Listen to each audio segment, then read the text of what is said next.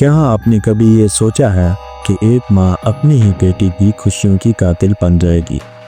جی ہاں، آج کی کہانی ہے ایک ایسی ماں کی جس نے اپنی ہی بیٹی کے محبوب کو اپنی ہوس کا شکار بنایا اور اس کی حیوانیت سے تنگ آ کر اس کی بیٹی نے اپنی جان لے لی۔ یہ کہانی ہمیں انسٹاگرام پر ماہا کی قریبی دوست نے بھیجی ہے اور یہ ایسا سچ ہے جو ہمیں اندر سے توڑ دیتا ہے۔ ماہا لاہور کے علاقے گلبرگ کی رہائشی تھی۔ ماہا کی عمر 19 سال تھی اور وہ ایک ہنس مکھ خوش اخلاق لڑکی تھی۔ اس کا باپ تقریباً 5 سال پہلے ایک حادثے میں چل بسا تھا۔ گھر میں صرف اس کی ماں روبینہ اور اس کا بڑا بھائی تھا جو بیرون ملک ملازمت کرتا تھا۔ ماہا ایک ایسے کالج میں پڑھتی تھی جہاں اس کی کلاس میں کئی لڑکے تھے۔ انہی لڑکوں میں ایک تیمور نامی لڑکا تھا جس سے ماہا کی دوستی ہوئی۔ یہ دوستی جلد ہی محبت میں بدل گئی اور اس کے بعد ماہا نے اپنی یہ خوشی اپنی ماں روبینہ سے بانٹی، لیکن ماہا نہیں جانتی تھی کہ یہ بانٹنا اس کی زندگی کی سب سے بڑی غلطی بن جائے گا۔ روبینہ نے تیمور سے ماں بن کر باتیں شروع کی، لیکن اس کے اندر کچھ اور ہی پل رہا تھا۔ وہ تیمور کی خوبصورتی پر مر مٹی تھی۔ وہ اکثر تیمور کو ماہا کی غیر موجودگی میں گھر بلاتی، کبھی چائے کا بہانہ کر کے کبھی کسی کام کا بہانہ بناتا۔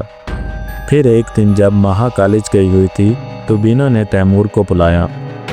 وہ اسے کچن میں بلا کے لے گئی اور پھر اس پر اپنی نظروں کا جال بچھایا۔ شروعات میں تیمور نے جھجک محسوس کی، لیکن روبینہ کا انداز بہت قاتلانہ تھا۔ بہت جلد روبینہ اور تیمور کے درمیان ایک خفیہ تعلق بن گیا۔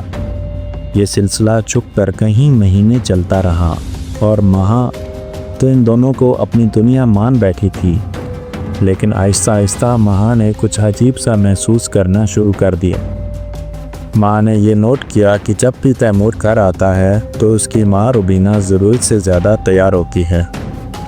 بہت ہی بولڈ قسم کے کپڑے پہنتی ہے، طرح طرح کے پرفیوم اور خوشبوئیں لگاتی ہے، جیسے کسی خاص شخص کے لیے خود کو سنوار رہی ہو۔ یقیناً ماہا کے لیے یہ سب کچھ غیر معمولی تھا۔ ایک دن تیمور آیا۔ ماہا کچن میں جوس لینے گئی۔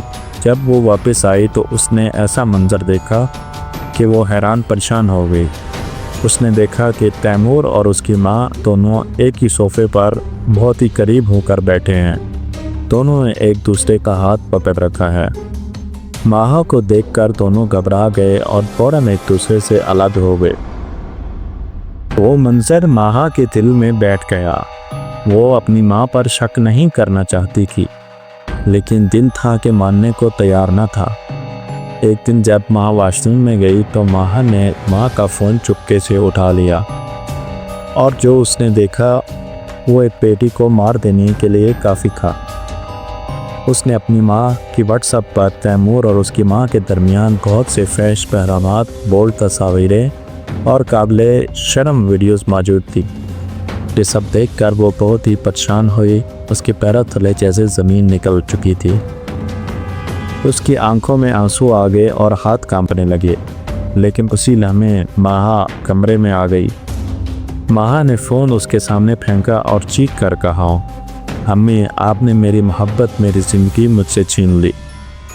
روبینہ پہلے تو گھبرا گئی، لیکن اگلے لمحے ہی وہ الٹا ماہا پر برس پڑی۔ وہ صرف تمہارا محبوب نہیں ہے، میرا بھی مت ہے۔ تم نے تو اسے صرف محبت دی ہے، میں نے اسے اپنا جسم دیا ہے۔ اور پھر روبینہ نے اپنی بیٹی کو وہ ویڈیو دکھائی جس میں تیمور اور ماہا کی خلوت کی ریکارڈنگ تھی۔ وہ تیمور نے چھپ کر بنائی تھی اور بعد میں روبینہ کو بھیج دی۔ ماہا اپنی ماں کے یہ الفاظ سن کر خاموش کھڑی تھی، جیسے اس کے اندر سے کچھ ٹوٹ گیا ہو۔ اس کی ماں کی زبان زہر سے بھی زیادہ تلخ ہو چکی تھی۔ مجھے برا کہنے سے پہلے اپنے آپ کو دیکھ ماہا، تم بھی تو محبت کے نام پر صرف اپنے جسم کی ہوس مٹاتی رہی ہو۔ یہ جملہ ماہا کے دل پر تیر کی طرح لگا۔ اسے اپنی ماں سے کبھی ایسے الفاظ کی امید نہ تھی۔ وہ ایک لمحے کے لیے خود کو سنبھال نہ سکی اور پھر جیسے ساری دنیا اس کے لیے بے معنی ہو گئی۔ مہا نے اسی لمحے تیمور کے ساتھ رشتہ ختم کرنے کا فیصلہ کیا اور اس نے اپنے موبائل سے تیمور کو ایک آخری میسیج لکھا: تیمور، یہ سب کچھ بہت گندا ہو چکا ہے، میں اب مزید یہ سب کچھ نہیں سہ سکتی، ہمارے درمیان جو تھا وہ اب ختم ہو چکا۔ مہا اندر سے ٹوٹ چکی تھی، جیسے اس کی روح کا کوئی حصہ مر چکا ہو۔ اس نے تیمور سے ہمیشہ کے لیے ناطا توڑ دیا اور اسے اپنے فون پر بھی بلاک کر دیا، لیکن شاید اس کے فیصلے کے بعد یہ سب کچھ بہتر ہونے کے بجائے اور بھی بدتر ہو گیا، کیونکہ اب روبینہ اور تیمور کو کھلا میدان مل چکا تھا۔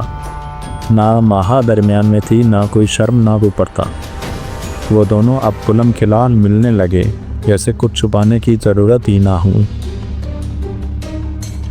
مہا چپ رہی اور سب کچھ دیکھتی رہی، مگر کسی سے کچھ نہ کہہ سکی۔ اس نے اب کالج جانا بھی بند کر دیا اور زیادہ وقت اپنے کمرے میں ہی گزارنے لگی۔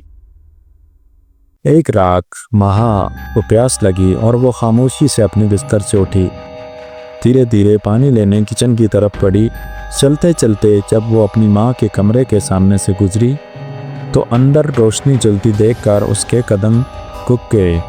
دل میں ایک عجیب سی بے چینی اٹھی، ایک ایسی گھبراہٹ جو بغیر وجہ کے نہ تھی۔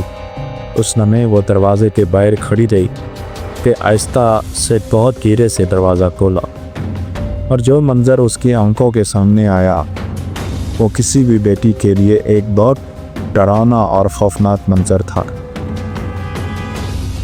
بلکہ وہ قیامت سے کم نہ تھا۔ مہا جب کمرے میں داخل ہوئی تو اس نے دیکھا کہ اس کی ماں بستر پر تیمور کے ساتھ سنا پڑ رہی۔ وہ ایک دوسرے کی ہوس بجھانے میں اس قدر مگن تھے کہ انہوں نے مہا کی آمد پر کئی رات عمل نہ دیا۔ یہ دیکھتے ہی ماں کے پیروں تھتے زمین نکل گئی، اس کے ہاتھ سے گلاس گر گیا۔ گلاس کی آواز سنकर وہ دونوں چونکے اور مہا کی طرف دیکھا، اور دیکھنے کے بعد وہ شرمندہ نہ ہوئے، بلکہ وہ اپنے اسی عمل میں مصروف رہے۔ کچھ لمحے مہا وہاں رکی اور اس کے بعد وہ روتے ہوئے اپنے کمرے میں چلی گئی۔ اپنے محبوب کو کسی اور کے ساتھ ایسی صورتحال میں دیکھنا یقیناً مہا کے لیے ناقابل برداشت تھا۔ غم کی شدت اس وقت اس سے برداشت سے باہر تھی۔ اس میں روتے ہوئے اپنی کلاس کی دوست کو کال کی اور اسے سارا قصہ بیان کیا، مگر اس سے بھی مہا کا غم ابھی ہلکا نہ ہوا۔ اس کی دوست نے اس کو چپ کروایا، جھوٹی تسلی دی اور سب کچھ ٹھیک ہونے کا کہا، اور صبح سویرے مہا کو ملنے کا کہا۔